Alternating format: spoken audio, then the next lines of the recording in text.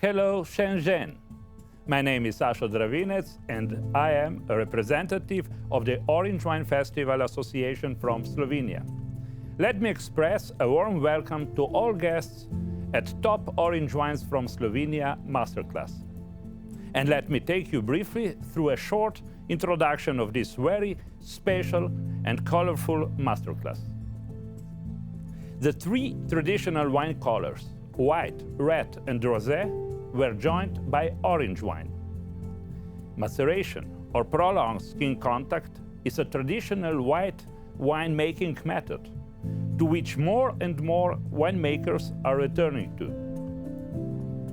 In the process of maceration, additional color pigments and tannins are eluted from grape skins, which impart the wine with a deep color of old gold or amber.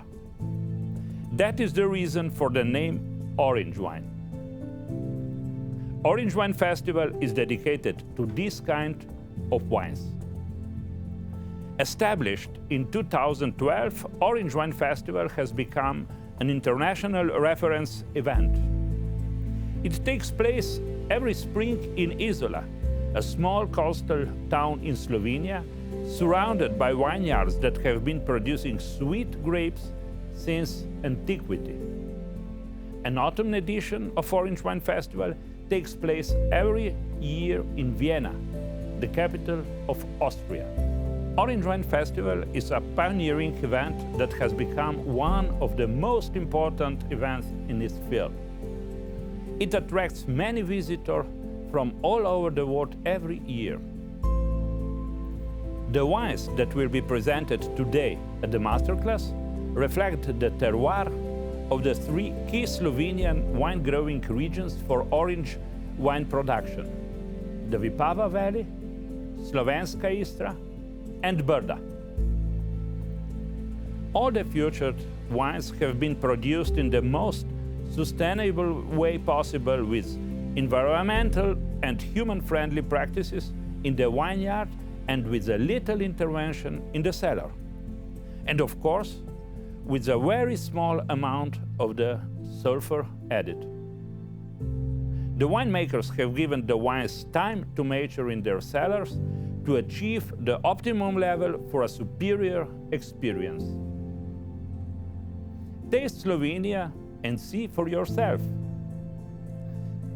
Many thanks to the organizers of the Wine to Asia to invite us to Shenzhen, and many thanks to all of you to come to taste these very unique and special wines from boutique wine cellars of Slovenia on the other part of the globe. But at the end of the day, all of us are actually citizens of the global republic of tastes, which has no borders. Cheers from Slovenia.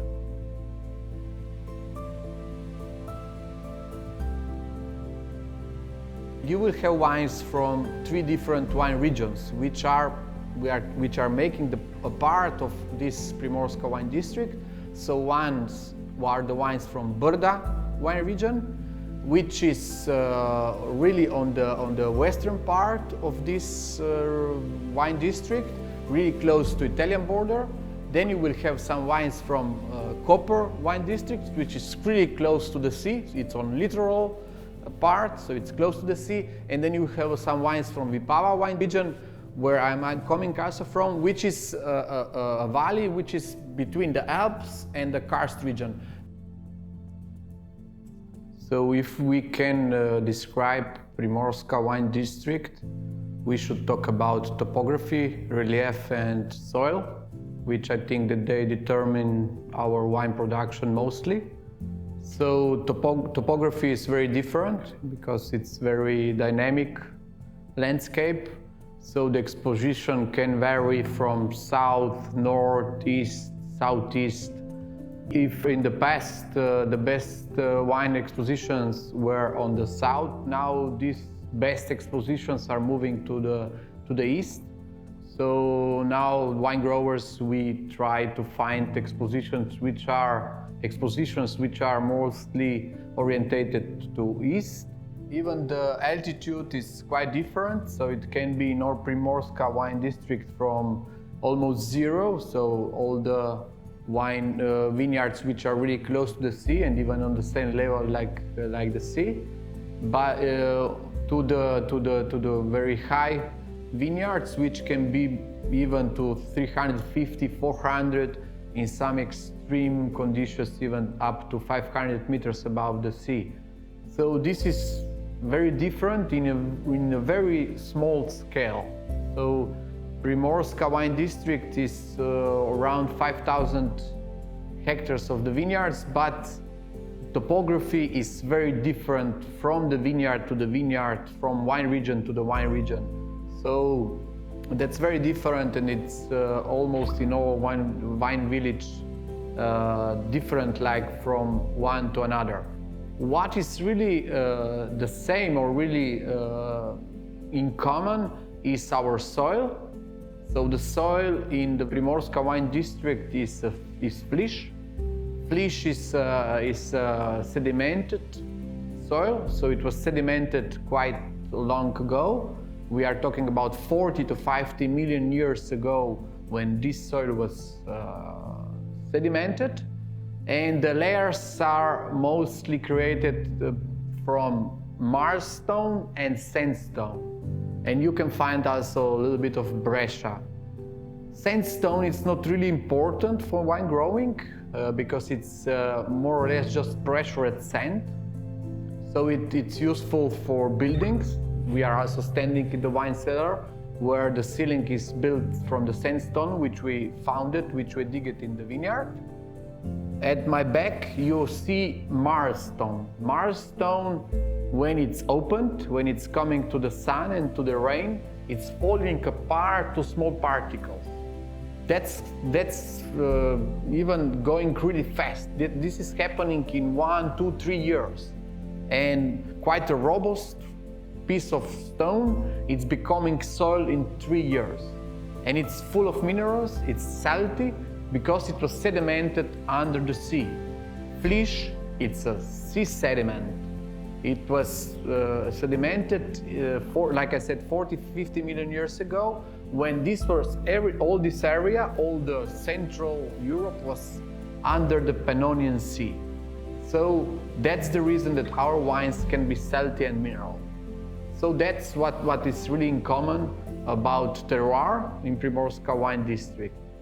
Then I think we should speak a little bit about maceration, so skin contact. Skin contact wines, macerated orange wines were always some kind of tradition of this part of the world. So there were always living skins in the contact with the juice for a certain period, which can even in the past, in the history, it varied from 3 days up to 3 months. With this renaissance, with this return of this technique, more or less even the duration is very different from one wine producer to another one. So it can vary even here from 1 day up to 3 months. So it's not really the same for all the wine producers. The duration is very different from wine producer to wine producers. Then what it's also very different is that a lot of wine producers, they don't use any addition of sulfites at the beginning. So these wines are quite different because at the beginning of the wine fermentation, all the expression of different microorganisms can go out if you are not using sulfur.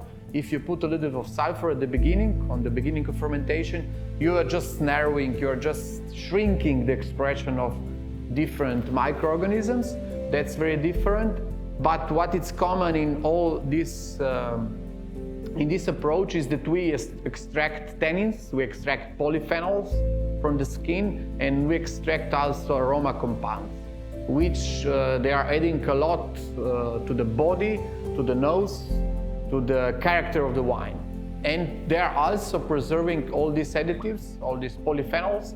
They are also preserving the wine from the oxidation and from going also, so we can use less or nothing chemical additives to preserve the wine to be stable. So that's about the technique. Like I said, it's not the same. from the wine producer to wine producer. It's different, but it was also in history. But what it is in the common is that we are extracting different and more from the skin.